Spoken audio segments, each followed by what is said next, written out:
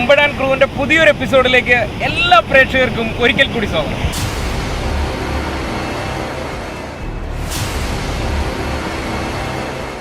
ഇന്ന് നമ്മൾ നിൽക്കുന്നത് എറണാകുളം കുഴിപ്പള്ളി ബീച്ചിലാണ്. ഇന്നത്തെ എപ്പിസോഡിന് ഒരു പ്രത്യേകതയാണ്. ഇത് എൻ്റെ ആത്മാർത്ഥ സുഹൃത്ത് വിഷ്ണു, ഇദ്ദേഹത്തിൻ്റെ ബർത്ത്ഡേ ആണ്. അപ്പോൾ ബർത്ത്ഡേക്ക് നമ്മൾ സ്ഥിരം കാണുന്നതിനോട് കേക്ക് കട്ടിങ്ങോ അങ്ങനൊന്നുമില്ല, എന്തെങ്കിലും ഒരു സീൻ. മറ്റേ പടത്തിനകത്ത് ജഗദീനെ മറ്റേ മണ്ണിൽ കുഴിച്ചിടൂലേ? മറ്റേ ജൂനിയർ മാൻഡ്രേക്ക് അത് ഓക്കെ. അപ്പൊ അതിനകത്ത് മറ്റേ ബോളൊക്കെ ഇട്ട് അടിക്കണോണ്ട് ഒരു സെറ്റപ്പില്ലേ? ഇപ്പാണ് ഇവിടെ ഒരു കടലും എല്ലാം നമുക്ക് കുഴിച്ചിടാൻ ചെയ്യാം. അത് ഓക്കെയാണ്, ഇത് കറക്റ്റാണ്. മണ്ണ് നല്ല വരയ്ക്കും. പക്ഷെ വേറൊരു കാര്യം ഉണ്ടോ, ഇങ്ങനെ ഈ കുഴിച്ചിട്ട് കഴിഞ്ഞിട്ട് ഇവനെ ഈ ഇടാൻ വേണ്ടിയിട്ട് കുറച്ച് സാധനങ്ങൾ വേണം. കാരണം പലകയോ അങ്ങനെ എന്തെങ്കിലും സാധനങ്ങൾ.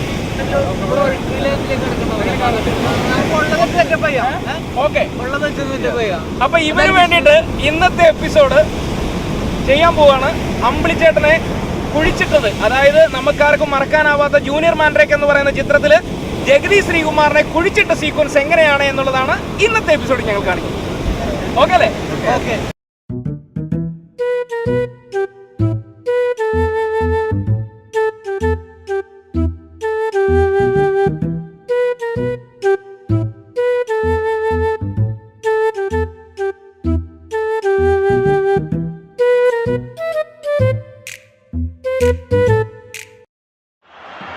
Neymar chips it forward into the Ronaldo!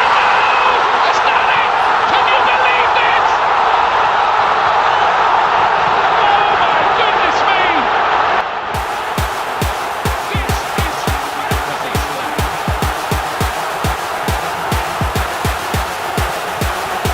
Pictures are really cool.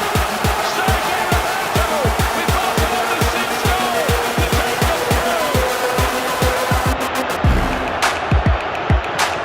3 goals in 7 minutes and 16 set hang off for Barcelona. One final roll of the dice. Can they hit the jackpot? Gomez, Jordi Alba, Lionel Messi!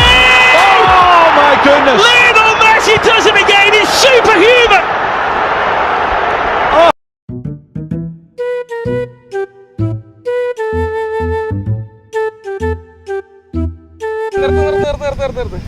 അതെ, സാധാരണയായി ആദ്യത്തെ വിഷ്വലിന് ശേഷം ഞങ്ങൾ workshop കാണിക്കുകയാണ് ചെയ്യുന്നത് അല്ലേ? അപ്പോൾ ഇന്നത്തെ വർക്ക്ഷോപ്പിനൊരു പ്രത്യേകതയുണ്ട്. ഈ വർക്ക്ഷോപ്പ് കാണിക്കുന്നതിന് മുമ്പായിട്ട് ജൂനിയർ മാൻഡ്രേക്ക് എന്ന് പറയുന്ന സിനിമയുടെ പ്രൊഡ്യൂസർ മമ്മി സെഞ്ചുറി നമ്മളോടൊപ്പം ഉണ്ട്.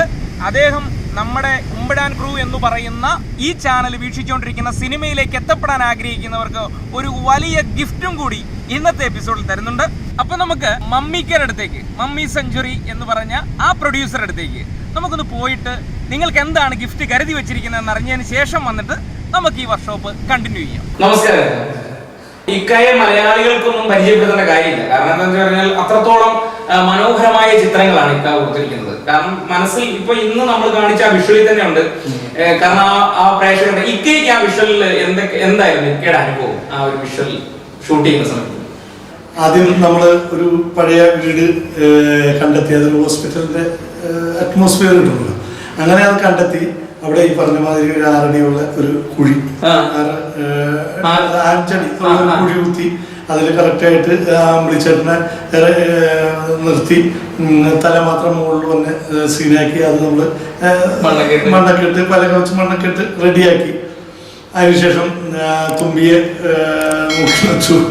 അപ്പോൾ പുള്ളി അതിൻ്റെ ആ കണ്ണും ഇതൊക്കെ കാണിക്കുന്നത് ഏറ്റവും അട്രാക്ഷനാണ്. അതിനുശേഷമാണ് ഫുട്ബോള്. അതിൽ ക്ലൈമാക്സ് ആണ്, ആ സീൻ്റെ ക്ലൈമാക്സ് ആണ്. ക്ലൈമാക്സ് എന്ന് പറഞ്ഞു കഴിഞ്ഞാൽ ഒരു പന്ത് കളിക്കാരൻ വരെയും ഒരു തല കണ്ട് അയാളുടെ മനസ്സിൽ എന്തെല്ലാം ഒരു ഇത് വരും. ആ പന്ത് കളിക്കുന്ന ആ കക്ഷി അമ്പിളിച്ചേട്ടനെ നോക്കുകയും അതിനുശേഷം അയാളുടെ റിയാക്ഷൻ കാണിക്കുകയും വീണ്ടും അമ്പിളിച്ചേട്ടനെ നോക്കുമ്പോൾ അതൊരു ഫുട്ബോളായിട്ട് തോന്നുകയും ചെയ്തപ്പോൾ തന്നെ ജനങ്ങൾ എണീറ്റ് നിന്നാണ് ഫസ്റ്റ് ഷോയിലേക്ക് അടിച്ചത്. അത് അയാൾ ഓടി വന്ന് അടിക്കുന്നവരെയും പിള്ളേരൊക്കെ എണീറ്റ് നിന്നാണ്. ഞാൻ ഫസ്റ്റ് ഷോയിൽ കയറിയില്ല. ആ ഷോ കഴിഞ്ഞ് ഇറങ്ങി വരുമ്പോൾ നമ്മള് ആ തിയേറ്ററുകാരനൊക്കെ നമ്മളെ കെട്ടിപ്പിടിക്കാറ്. ഇത്രയും കൊച്ചു പടം ഇത്രയും രസകരമായിട്ട് പിന്നെ അങ്ങോട്ട് കൂടാൻ തുടങ്ങി. നിസ്സാരം. അന്ന് ശരിക്കും പറഞ്ഞാൽ ഒരു ഏത് വർഷമായിരുന്നു? അത് 95 35 ലക്ഷം രൂപ കോസ്റ്റ്. 1.25 കോടി രൂപയോളം കളക്ട് ചെയ്ത പടം.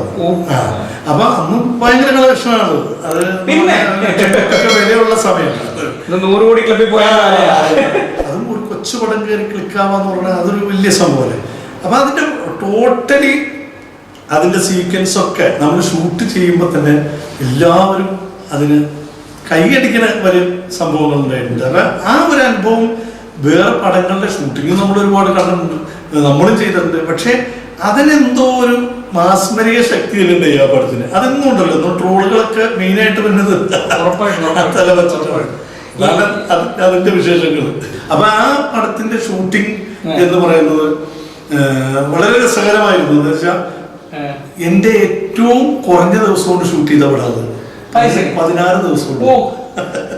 എന്തോരം ആർട്ടിസ്റ്റാണ്, എല്ലാ ആർട്ടിസ്റ്റുകളാണ്. അതിലൊരു സീനിൽ അഭിനയിച്ചിരുന്ന ഒരു ആർട്ടിസ്റ്റാണ്. അപ്പൊ ജഗദീഷ്, ജഗതി, ഇന്ദ്രൻസ്, രാജപിദേവ്, ജനാർദ്ദനൻ, കൽപ്പന ചേച്ചി, അതിലില്ല മാമുക്കോയ, കൊച്ചിനീഫ് എല്ലാവരും ഉണ്ട്. ഒരു സീനിൽ വന്നതും ആർട്ടിസ്റ്റിന്റെ അതിൽ പുതുമുഖങ്ങളില്ല. അപ്പൊ അന്നത്തെ കാലത്ത് പേരുള്ള ആർട്ടിസ്റ്റുകൾ അവരൊക്കെ തിയേറ്ററിലെ ആളുകൾ അങ്ങനത്തെ ഒരു സമയമാണ്. അപ്പൊ 16 ദിവസം കൊണ്ട് പടം 18 ദിവസം പ്ലാൻ ചെയ്തത്. അതൊക്കെയാണ് ഇന്നത്തെ സിനിമാക്കാരെ കണ്ടുപിടിക്കേണ്ട ഒരു കാര്യം. ഇന്ന് രാവിലെ ഒരു 11 മണിയാകുമ്പോൾ വരും, ആടി അതൊക്കെ വന്ന് 1-2 ഷോട്ട് എടുക്കുമ്പോഴത്തേക്കും ചിലപ്പോൾ പാക്കപ്പ് കൊടുക്കും. അങ്ങനെ 100 ദിവസമൊക്കെ ആയിട്ട് പോകണം. ഇത് അന്നൊക്കെ രാവിലെ 6 മണിക്ക് ഇറങ്ങും, കൃത്യമായിട്ട് വർക്ക് ചെയ്യും. നമ്മുടെ ഗിരീഷ് മേനോൻ എന്ന് പറഞ്ഞാൽ ഈ ഗിരീഷ് ചേട്ടൻ ഈ അടുത്ത സമയത്ത് FB പേജില് ഇങ്ങനെ ഇട്ടിരുന്നു ആ പടത്തിനെ കുറിച്ചും മിക്കയെ കുറിച്ചും. അതേപോലെ അലി അക്ബർ സാറും അതേപോലെ തന്നെ ഈ FB പേജിൽ ജൂനിയർ മാൻഡ്രേക്കിന്റെ ഈ സീക്വൻസിനെ കുറിച്ച് ഈ അടുത്ത സമയത്ത് ഇട്ടിരുന്നു. അത് ഭയങ്കരമായൊരു കൗതുകം നമുക്ക് ഉണർത്തും. കാരണം ആ റോഡ് ബ്ലോക്ക് ചെയ്തിട്ട് കിടക്കുന്ന സീനൊക്കെ അത് ഈ ഏറ്റവും രസകരമായ കാര്യം എന്ന് പറഞ്ഞാൽ ഈ ആർട്ട് ഡയറക്ടറെ പറ്റിയാണോ. ആർട്ട് ഡയറക്ടർ സീരിയൽ ചെയ്തുകൊണ്ടിരിക്കുന്ന ഒരു ആർട്ട് ഡയറക്ടറെ അലി കൊണ്ടുവരാണ്. പുതിയ ആള് സിനിമയിൽ ആദ്യമായിട്ട്. അപ്പൊ ഞാൻ അലിയുടെ ഫ്രണ്ട് ആയതുകൊണ്ട് വയ്ക്കുന്നതായിരിക്കും. ഞാൻ പ്രത്യേകിച്ചൊന്നും പറഞ്ഞില്ല. പ്രത്യേകിച്ച് എന്റെ ആദ്യത്തെ സിനിമയാണ്. അപ്പൊ എനിക്കിനെ പറ്റി 100% ഇറങ്ങിച്ചെന്ന് അറിയാനും പാടില്ല. അപ്പോ പുള്ളി വന്നു. ശരിക്കും പറഞ്ഞ ആ പടത്തിന്റെ ഒരു വിജയത്തിന്റെ ഒരു ഘടകം ഗിരീഷാണ്. അതുപോലെ തന്നെ ഈ മമ്മൂക്കയുടെ ഏറ്റവും വലിയൊരു പ്രത്യേകത ഞാൻ കണ്ടിട്ടുള്ളത് ഈ കൂടുതലും ഹ്യൂമറിന് ഭയങ്കര പ്രാധാന്യം കൊടുക്കുന്നുണ്ട്. അതായത് എനിക്ക് തോന്നുന്നു മിമിക്സ് ട്രൂപ്പ് എന്തുകൊണ്ടായിരുന്നു കൊച്ചി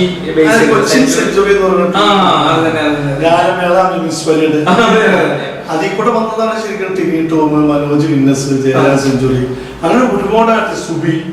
നമ്മുടെ മനസ്സിലൊക്കെ ഈ സെഞ്ചുറി എന്ന് പറയുമ്പോൾ നമ്മൾ അന്നത്തെ കാലത്ത് അല്ലെ ആ കലാഭവനൊക്കെ ഉള്ള സമയത്ത്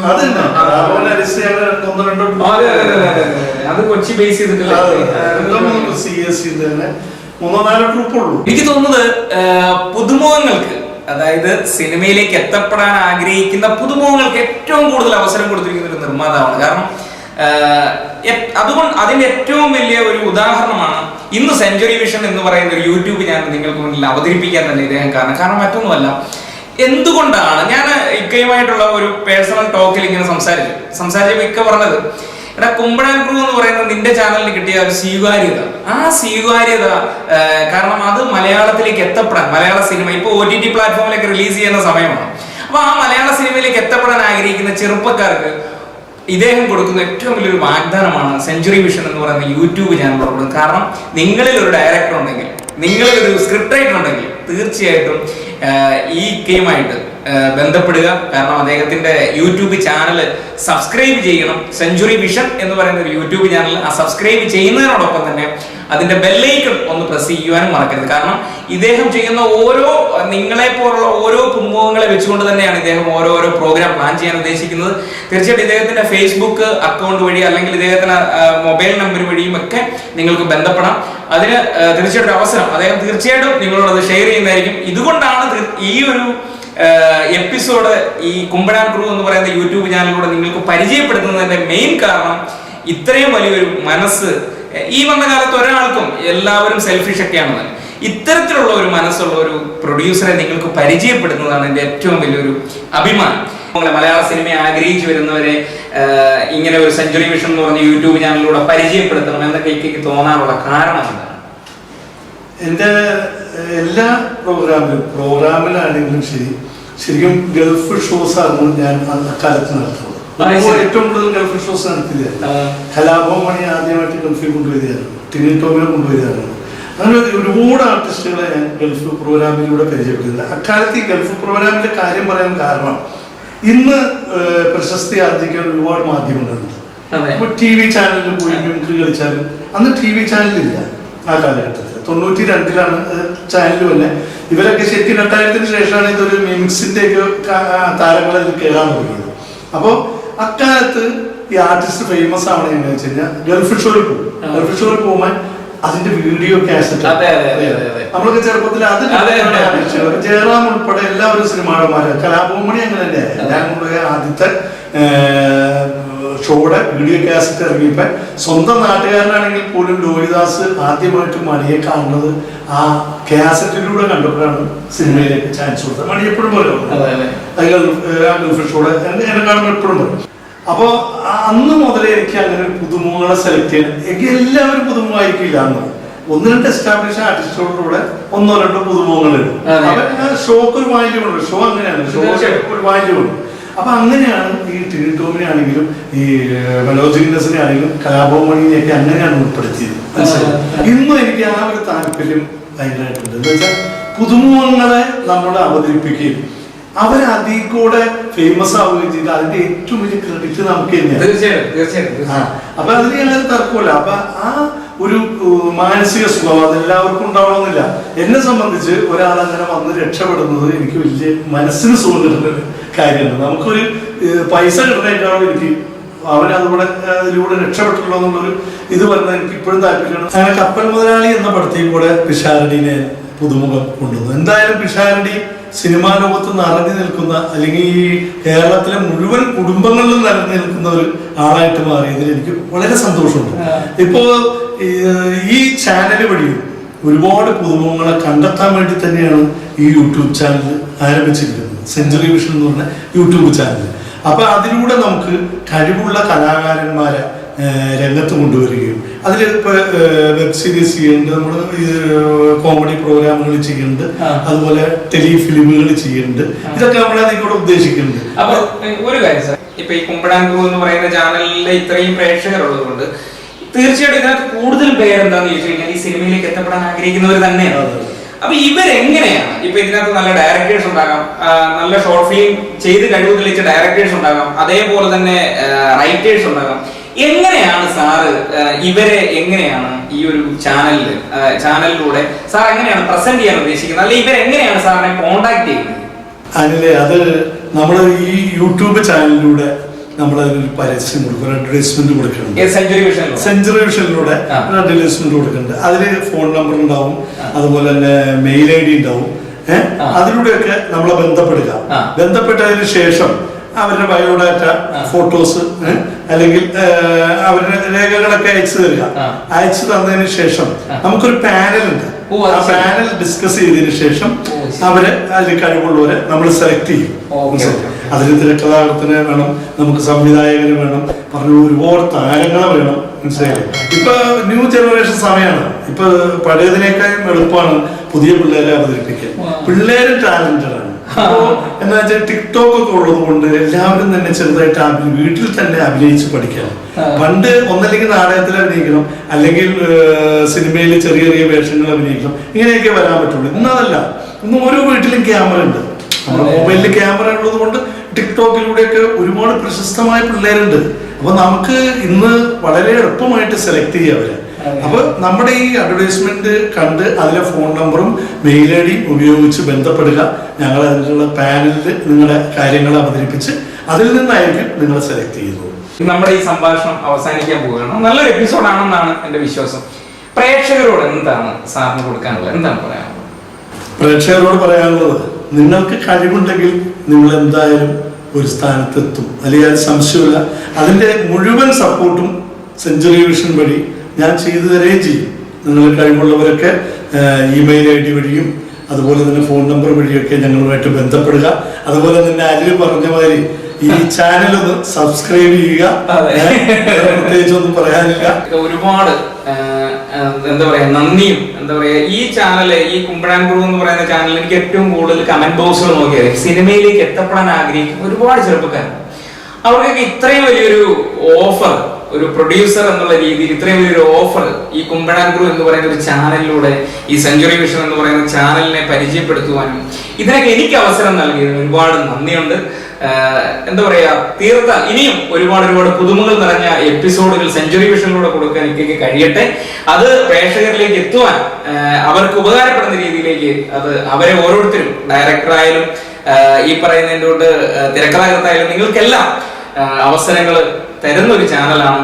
തീർച്ചയായിട്ടും ഞാൻ മുന്നേ പറഞ്ഞതിലൂടെ അത് സബ്സ്ക്രൈബ് ചെയ്യണം. അതേപോലെ തന്നെ അതിന്റെ നോട്ടിഫിക്കേഷൻ നിങ്ങളുടെ മൊബൈലിൽ എത്തുവാൻ ബെല്ലൈക്കൺ പ്രസ് ചെയ്യണം. അപ്പോൾ ഇന്നത്തെ എപ്പിസോഡിൽ നിങ്ങൾക്ക് തന്ന അതിഥി, അതോടൊപ്പം തന്നെ അദ്ദേഹം നിങ്ങളെപ്പോലുള്ള കഴിവുള്ള കലാകാരന്മാർക്ക് തന്നിരിക്കുന്ന ഓഫർ, നിങ്ങളിൽ ആര് കഴിവുള്ളവരുണ്ടോ അവർക്ക് മമ്മി സെഞ്ചുറി എന്ന് പറയുന്ന പ്രൊഡ്യൂസർ ഒരവസരം നൽകാൻ തയ്യാറാണ്. അത് സിനിമയിലായിക്കോട്ടെ അല്ലെങ്കിൽ ഷോർട്ട് ഫിലിം ആയിക്കോട്ടെ, എന്തിനും അദ്ദേഹം ഒരു പ്രൊഡ്യൂസറായി നിങ്ങളോടൊപ്പം കാണുമെന്നുള്ളതാണ് ഈ എപ്പിസോഡിൽ പറഞ്ഞത്. ഇനി നമുക്ക് ആദ്യത്തെ വിഷ്വലിൻ്റെ വർക്ക്ഷോപ്പിലേക്ക് നമുക്കൊന്ന് പോവാം.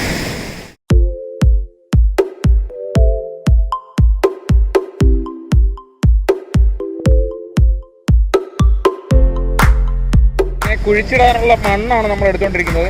ബർത്ത്ഡേ ബോയെ നമ്മൾ ഈ മണ്ണിനകത്ത് കുഴിച്ചിടുക എന്നുള്ളതാണ് ഇന്നത്തെ ഏറ്റവും വലിയൊരു സംഭവം.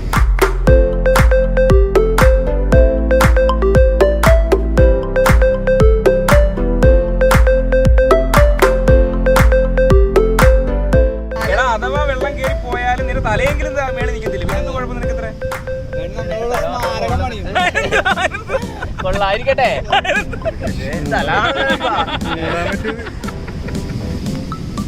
ആ വിഷ്ണുവിൻ്റെ ആ ഒരു ഇന്നസെൻ്റ് ആയിട്ടുള്ള മുഖം കണ്ടില്ലേ? കാരണം അതാണ് ഇവൻ. കാരണം ഈ എന്താ പറയുക, ഈ 29 വയസ്സാണ് കേട്ടോ. 29 വയസ്സാകുന്ന ഒരു ദിവസമാണ്.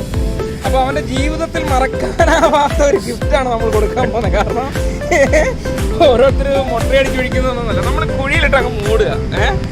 അവനങ്ങ് പേടിയാണ്. അതായത് എടാ, ഈ കുഴി മൂടിക്കഴിയുമ്പോഴത്തേന് മറ്റേ വെള്ളം കയറി വരുമ്പോഴത്തേനും നിങ്ങൾ ഇവിടുന്ന് പോയി കഴിഞ്ഞാൽ ഞാൻ എങ്ങനെ എഴുന്നേറ്റ് വരും? ഇതൊക്കെയാണ് അവൻ്റെ ടെൻഷൻ.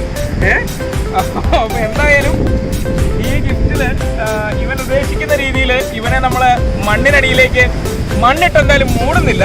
അതിന് പകരം നമ്മൾ ഇവിടെയൊക്കെ കിടന്ന കുറച്ച് പലകകളും അതേപോലെ തന്നെ പല സംഭവങ്ങൾ, കുറേ പേസ് ബോർഡുകളൊക്കെ എടുത്തുകൊണ്ട് വന്നിരിക്കുന്നു.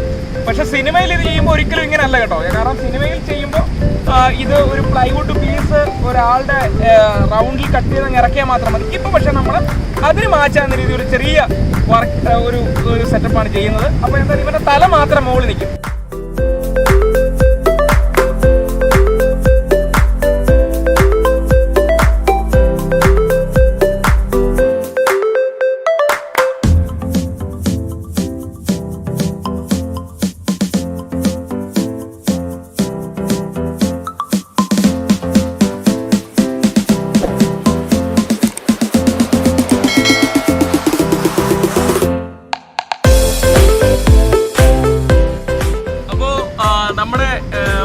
ഇപ്പൊ സെറ്റായിരിക്കുകയാണ്. ഇതിന്റെ എവിടെയാണ് ചൊറിയുന്നെന്ന് പറഞ്ഞേ? ഇവനിപ്പോ ചൊറിയാൻ പോലും പറ്റത്തില്ല. നമ്മളിങ്ങനെ ഇതായിരുന്നു അന്ന് ഇവിടെ ഇങ്ങനെ ഒരു ഇത് വെച്ചിട്ട് ചൊറിയാനുള്ള നാക്ക് വെച്ചിട്ട് ഇങ്ങനെ മൂക്കലൊന്ന് മുട്ടിക്കാൻ നോക്കി. അതെ അതെ അതെ, ഇതായിരുന്നു അന്ന് കണ്ടത്. അപ്പൊ ഇനി നമുക്കിത് മണ്ണിട്ട് നമ്മൾ ലെവൽ ചെയ്യും. ഒരിക്കലും അറിയില്ല ഇതെന്താണ് വെച്ചിരിക്കുന്നത് എന്നുള്ളത്. അപ്പൊ നമുക്കത് നോക്കാം. മണ്ണിടാം.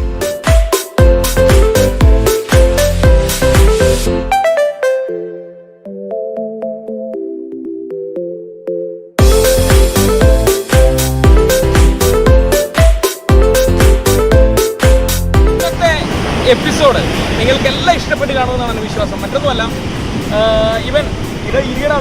ഇവനെ ഇന്ന് നമ്മൾ ഒന്ന് മണ്ണിട്ടൊക്കെ മൂടി നിങ്ങൾക്ക് ഒരു വിഷ്വൽ കാണിച്ചു തന്നു. അതിൻ്റെ പ്രൊഡ്യൂസറെ പരിചയപ്പെടുത്തുന്നു.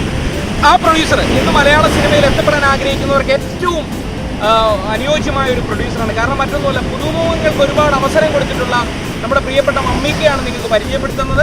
അദ്ദേഹം നിങ്ങളിൽ കഴിവുള്ള കലാകാരന്മാരുണ്ട്, തീർച്ചയായിട്ടും അദ്ദേഹം ഒരു അവസരം തരുന്നതാണ് പ്രൊഡ്യൂസ് ചെയ്യാൻ. പ്രൊഡ്യൂസറെ കിട്ടാൻ പാടാണ്, അറിയാം. അപ്പോൾ കാശ് മുടക്കാം എന്ന് തയ്യാറായിട്ടൊരു പ്രൊഡ്യൂസർ വരുമ്പോൾ തീർച്ചയായിട്ടും നിങ്ങൾ അദ്ദേഹത്തിൻ്റെ ചാനൽ സബ്സ്ക്രൈബ് ചെയ്യണമെന്ന് ഞാൻ പറഞ്ഞിട്ടുണ്ട്. കൂടാതെ ഇത്തരത്തിലുള്ള പുതുമ നിറഞ്ഞ എപ്പിസോഡുകളുമായി ഞാൻ വീണ്ടും വരും നിങ്ങളുടെ മുന്നിൽ. അപ്പോൾ ഇതുവരെ ആ ചാനൽ ഒന്ന് സബ്സ്ക്രൈബ് ചെയ്തില്ലെങ്കിൽ ഒന്ന് സബ്സ്ക്രൈബ് ചെയ്തേക്കണം. കൂടാതെ ഇതുപോലെ നടത്തുന്ന നമ്മളുടെ ഈ വർക്ക്ഷോപ്പുകൾ നിങ്ങളുടെ മൊബൈലിൽ ഒരു നോട്ടിഫിക്കേഷൻ എത്തും. അതിൻ്റെ ഇപ്പുറത്തൊരു ബെല്ലുണ്ട്, അതൊന്ന് കുത്തിയേക്കണം. അപ്പോൾ വീണ്ടും പുതിയൊരു എപ്പിസോഡായി കാണും വരെ. അയ്യോ, പറയാൻ മറന്നുപോയി, ഈ ക്യാമറ ചെയ്തുകൊണ്ടിരിക്കുന്ന ഒരാളുണ്ട്, അത് ജോബിനാണ് കേട്ടോ. നമ്മുടെ നിങ്ങൾ കാണും എപ്പോഴും അടി കുത്ത വെട്ട എന്ന് പറഞ്ഞിട്ട് ഞങ്ങളുടെ കൂടെ നിൽക്കുന്ന ജോബിൻ. ആ ജോബിനുണ്ട് ഇതിന്റെ പിന്നാമ്പുറത്ത്. അദ്ദേഹത്തിന് ഈ എപ്പിസോഡ് കാണിക്കാൻ പറ്റത്തില്ല.